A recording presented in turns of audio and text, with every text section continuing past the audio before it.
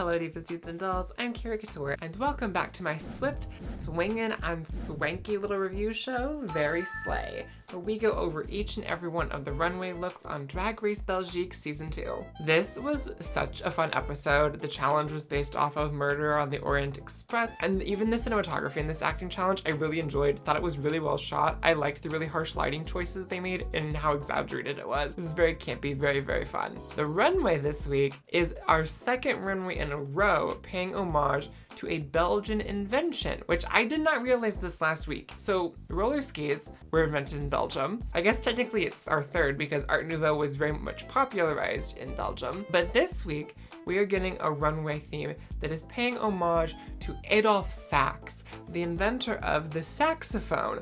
So when I heard that side of it, my first thought was, are they going to be literal saxophones this week? And I guess you'll have to stick around and find out. But for those of you who are new here, if I think it's just middle of the road, gets the job done, passable, we give it an okay.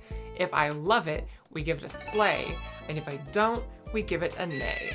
Pretty simple, right? And it's all in an effort to find my weekly Slay of the Day, which will go into a post-crowning ranking video to determine Drag Race Belgique Season 2's Slay of the Season. And then I will take that favorite look of mine and I will make a fun little drawing of it. So stay tuned for all of that too over on my other social media. Why don't we dive into all of these looks? They're very fun. Alrighty, first up we have Lulu Velvet. Now this look, it took me a bit to really get into this look. I love the blue velvet reference here. I really love her hair and the makeup. It's so 1980s, especially with the shoulder pads and the silhouette too. It really all comes together in a nice way. So I enjoy it for that. I actually really like too that she turned the saxophone into a boa, but didn't go like super literal saxophone with it. At the same time, you can still very much clearly see that that's the point of inspiration. At the same time, the treatment on the boa, it does kind of look like a leopard print octopus tentacle. In terms of color blocking and placement, I think that's well done. Now, when we get into the blue dress itself, I like the draping of the skirt. I like how it's ruched. I really like the built-in gloves. That's very fun. But I think the silhouette in general is a little on the drab side. I think she could have done something just to like jazz it up a little bit. And it's also a bit of a weird length since it hits a little bit past the knee. I think had it just been a knee length dress, if she'd taken about 6 inches off of the skirt, it would have been a little bit better for the eye. But in general, I don't think it's bad, but I also don't think it's incredible. So for that reason, I'm just gonna give it an okay. Alrighty, next up we have Gabbana. Now, I have to say, this look, I do love it conceptually. I caught immediately the Moschino reference, and I think it is such a fun idea to play with this nude illusion gown with the score of music wrapped around and the saxophone as the train and the skirt treatment. Hair and makeup are fantastic as always, but where it gets a little dicey for me is that the nude illusion part, it's not fitted very well. She's got real baggy arms. I think doing a full nude illusion gown when it's something like this, especially in the skirt where it's not super form-fitting as it goes down, that detracts from it a lot for me. I don't think the illusion is all that successful because of it. It just looks like a nude tone dress with the score wrapped around. I think it is a very fun idea. I think it's very campy, which is a very different direction from what we've seen from her so far. So I appreciate that side of it. This is just like a personal particular issue that I have now that I'm looking at it up close. The music notes are the wrong size for the score. I grew up as a classically trained pianist, so sheet music is something I'm very, very familiar with. And when I see sheet music or a score depicted in a way like this, where it's not to scale, not to have a musical pun, but like when the notes aren't to the proper scale of the score itself. For example, as I'm looking at it, there's ones that are like in the space part and not on the lines. And those notes should take up the entirety of that space. I think if they were bigger, more exaggerated, it could have worked a little bit better. But because they're so small, they just look like they're tacked on. So it just doesn't come together in the greatest of ways for me. But again, that's such a nitpicky issue. I love the treble clef in the hair as well. I think that's a really nice touch really adds a good amount of sparkle to the runway, because outside of the music notes, we're really not getting that out of this look. This is a look that works so well as a concept that I'm sure would be a beautiful illustration, but it doesn't work so well as an actual practical runway look. So for that reason, I'm going to just give it an okay. Up next, we have Alvida. Now her look, I think, with this gold makeup and this headpiece situation, she looks like a Star Wars character. She looks so cool. She looks just straight out of the 1970s, 80s with this too. I think it was really smart. I love this deconstructed saxophone cage as a headpiece. It works so well. It's really visually interesting. The shoes, as always, incredible. Love them a lot too. The elements on the front that kind of make up the silhouette of this dress over the bodysuit, that's where it gets to be a little interesting for me, because it gives me, just like the type of material it is, it gives me like cheap Amazon cosplay costume props, in the same way that elements of her Art Nouveau look kind of read that way. I still think it's really successful and it's a really strong look, and I'm chalking this up to maybe like not having the greatest of resources at the time of making this look. I'm sure if she went back and revisited this and really like had the ability to go full sculptural with it, it would be incredible. But I think it's really effective at selling the idea. It's very futuristic, and ultimately I thought it was really cool, so I'm gonna give it a slay. Next up, we have Lvov. Now her look, she went in a very different direction from everybody else, because everyone went golden for accent colors, or the main color for this, and she went silver. I actually really like her take on this too, of being more of like a orchestra conductor with that very classic twin-tailed tuxedo coat. I loved the little silver bow tie.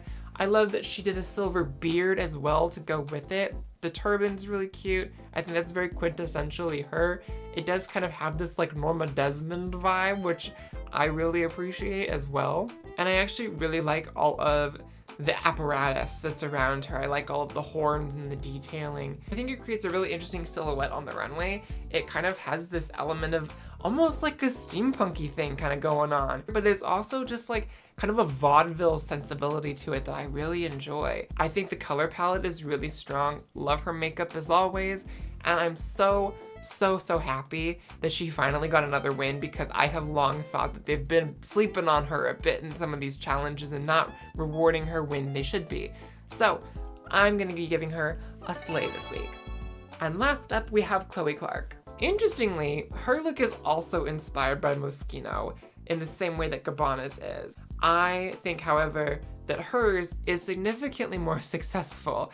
So I love the way that the saxophone is treated, where it comes back up the leg in front of her knee.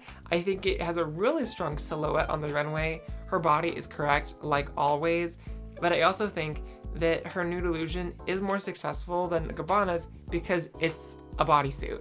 And I think the detailing on it is cute. I really liked all the music notes on this. If I was a saxophone player, I would wear something like this, hands down. Now, my favorite thing about this whole look though, is her hair. I think it's really flattering on her. It's just the right amount of sculpted and pulled back, the right proportion for her. Everything in this look, it's sleek, it's balanced, it's fashionable, and I think that's where Chloe really shines, is in these runways. But this is like perfect. I don't think you could do anything to this look to make it even better. Outside of maybe doing my like one little pet peeve, if you're gonna do a Nude Illusion bodysuit and you're gonna have like a Nude Illusion ass out, do a little bit of sculpting, whether it's like airbrushing or stoning or something, just to really sell that illusion just a little bit more. But other than that, I thought this was phenomenal. And I think it is a great homage to the saxophone as an instrument, and it's a great homage to Moschino as well. So absolutely giving her a slay this week. And with that all out of the way, it's time to select our slay of the day, which I had a hard time narrowing down this week because I kept going back and forth between the three slays of the episode. I like all of their looks so much. I would love to draw any of them. And I think all of them are really strong looks on their own. And ultimately it was gonna come down to what I was feeling on the day I went to record this. And at the time of recording this, of those three looks, my favorite is going to have to go to Chloe Clark. I really liked how streamlined it was, how detailed it was in the right places.